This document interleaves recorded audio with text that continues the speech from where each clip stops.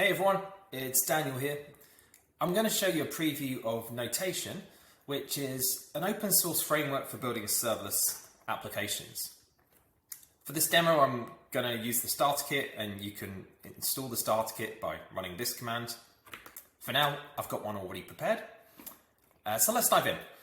In a Notation project, you've got two directories, one for your infrastructure code and another for your runtime code, i.e. the code that runs on the infrastructure that you've created. So it's essentially infrastructure as code, but with a few twists. The first thing you notice is that this code looks quite a lot like a normal Express.js app or something like that. But it's creating infrastructure, it's not code that runs on a server. We're creating an API gateway that is managed by AWS. We see that we're importing the API component from the AWS package. And we're also pulling in a Lambda function from the runtime folder. So although they're separated, there's strong cohesion between infrastructure and runtime in Notation. They exist in the same type space. You see here that I can actually use IntelliSense to click through into my Lambda function. The Lambda function, you declare the configuration of the Lambda function within your module, so it's co-located, which is normally the best place to know what is the right configuration for that function, and the compiler kind of figures that out for you, how to provision that. All right, so let's see what infrastructure this actually generates. I'm going to run the visualization command, and this produces a orchestration graph. Now you see there's actually quite a lot of resources here. In the code, we have three infrastructure resources. We've got an API, and then we've got an API gateway route, and we've got the Lambda handler that's attached to that route. But to make that work on AWS, there's various resources that need to be connected together. So for example, you need a Lambda integration to connect the API gateway route to the Lambda. And you also need to give your API permission to call the Lambda. So where those resources can be inferred, either by relationships between these infrastructure components or by explicit user intent, Notation will compile that for you. All right. The other thing that's really good about having the infrastructure and the runtime modules in the same type space is that if I was to say, change this Lambda handler so that, I don't know, instead of taking an API request, it now takes an SQS event. You'll see that my API no longer compiles.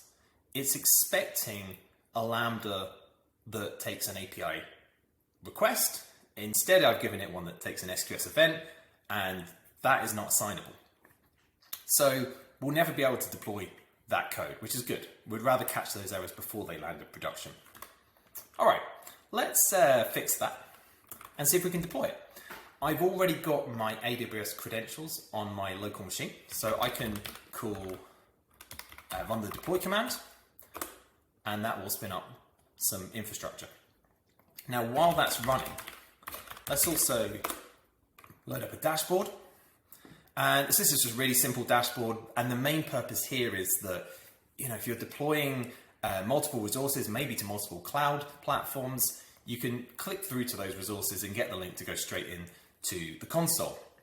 Often I need to go into the console, but it's a bit of a faff to find my way around it, and so I can immediately be in the right region and find the right resource. And now I see that the API gateway route that I declared in my infrastructure code has now been deployed.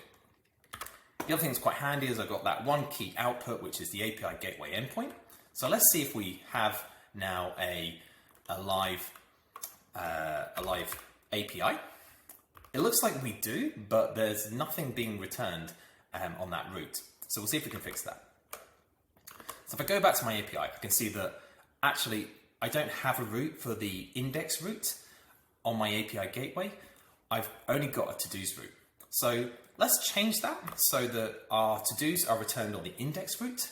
But before we get into the process of make a code change, run deploy, we can do something slightly quicker, which is to run the watch command. And that will watch the code for changes. And I've saved it now. it's picked it up, it's created that new route, and it's deleted the old one. So it's done a hot module swap of the infrastructure. And if I go back to the API gateway and hit refresh, I see that it's now returning the data from the Lambda that I want. Let's add another route. Let's say if we go into our Lambda and just for convenience, we'll create another handler inside this module. So let's say get to-dos count, and instead of returning the array of to-dos, we instead return the length of that array.